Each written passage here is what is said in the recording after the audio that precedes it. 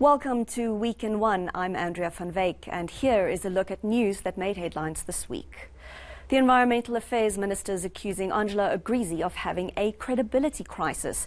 The former Bosasa COO has told the State Capture inquiry that Nomvula Mokonyane received undue money and gifts from the company. The self-styled whistleblower is alleging he counted and delivered monthly bribes of 50,000 rand to the minister. Here's ENCA's Aaron Bates. Angelo Agrizzi is claiming he was worried about Bosasa's bribery. But the inquiry's legal team head isn't buying it.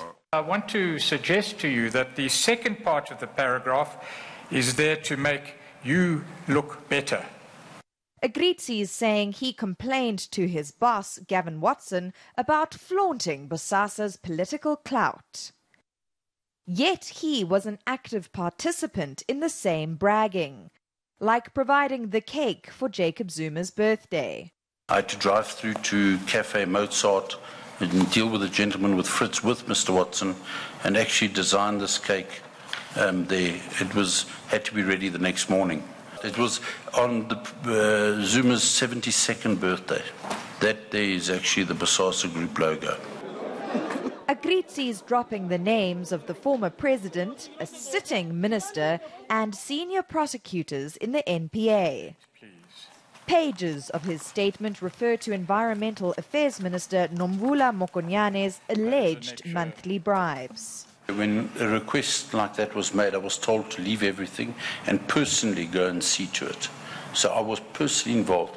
Although I might not have made the food or put up the tent, I would have had to authorize it, sign it, and hand it over. I know the monthly amount was 50,000 rand. Where was Mr. Jacob Zuma going to feature in regard to what she was going to do? He features further on in the statement quite heavily in terms of the Hawks investigation and that.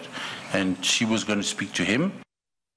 Bosasa also allegedly ordered Christmas groceries for the minister. There was 120 cases of cold drinks, 4 cases of high-quality whiskey, 40 cases of beer, 8 lambs, cut up obviously, 12 cases of frozen chicken, 200 kilograms of beef in various braai packs, and then numerous cases of premium brandy and some specialty alcohol.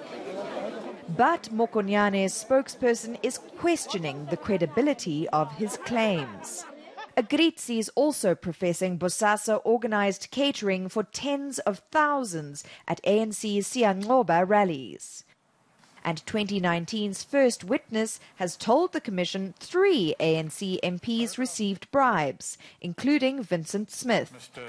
Alarmingly, Agrizzi's implications stretched the inquiry's own legal team. Secretary Khotso de Veer, who stands accused of being a Bosasa beneficiary, is out. Aaron Bates, Johannesburg. Angelo Agrizzi is also taking aim at the Correctional Services Department. He's naming a former commissioner and chief financial officer as beneficiaries of bribes. Good morning, Mr. Pretorius. Good morning, everybody. Morning, Chair. Morning, Chair. The inquiry's chair's lambasting journalists for revealing witness testimony in advance. They see a scoop, but there is absolutely nothing in the public interest.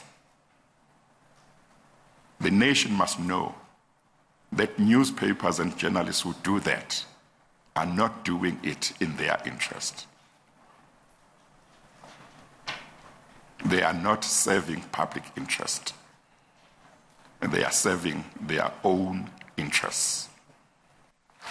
Morning, Mr. Agrizzi. Good morning, Advocate Pretorius.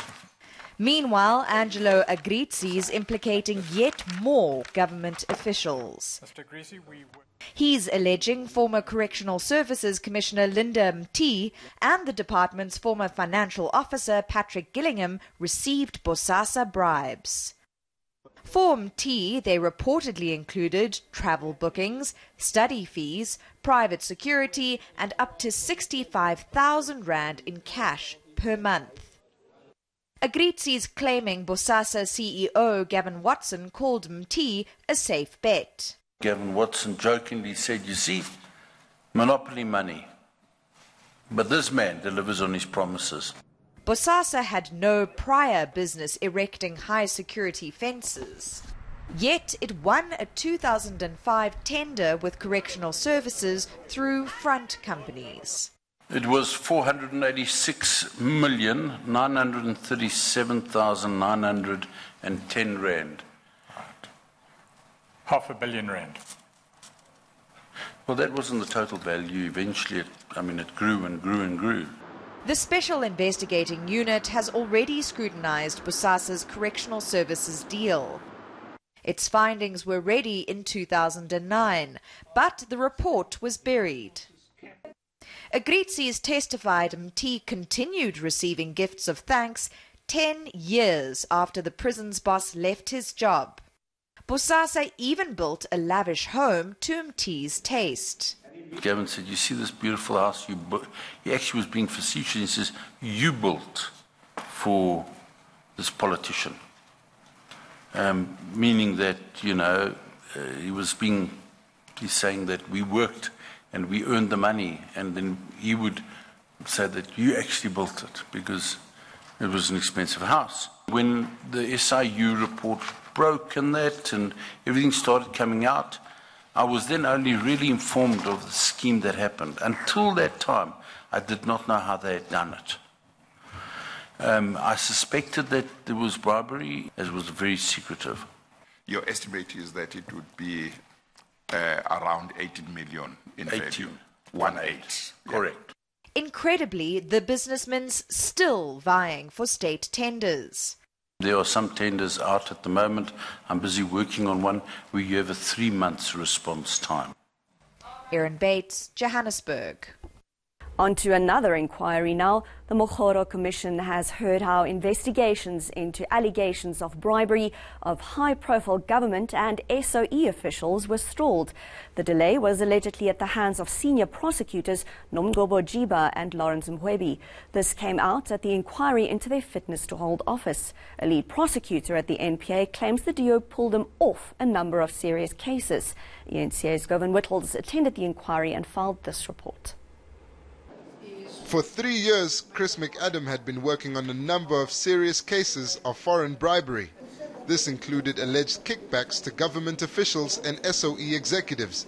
Companies like Hitachi, MTN, Net1 and state-owned arms manufacturer Denel were also being probed. Then, suddenly, Advocate Nomgobo Jiba gave McAdam 24 hours to hand over the dockets before he was redeployed. 8 days later, then NPA head Sean Abrams told McAdam to continue his work, but it was too late. McAdam is claiming after he was removed, the investigations went nowhere. Would you then say that the will to get these investigations going was lacking where? At the bottom level or at the level of the people sitting in the senior position between the NDPP and yourself? It rests at a senior level. It's the responsibility of senior management to identify we are dealing with serious cases and to make sure that those cases are properly addressed. Mhwebi's lawyers are accusing McAdam of harboring a personal vendetta. Your real gripe here and your real complaint is that you were removed, and that has clouded and impacted on your entire view of the matter, and that you have come here because of your personal disagreement with what happened and your personal feeling of having been some way insulted or not appreciated. McAdam is denying this.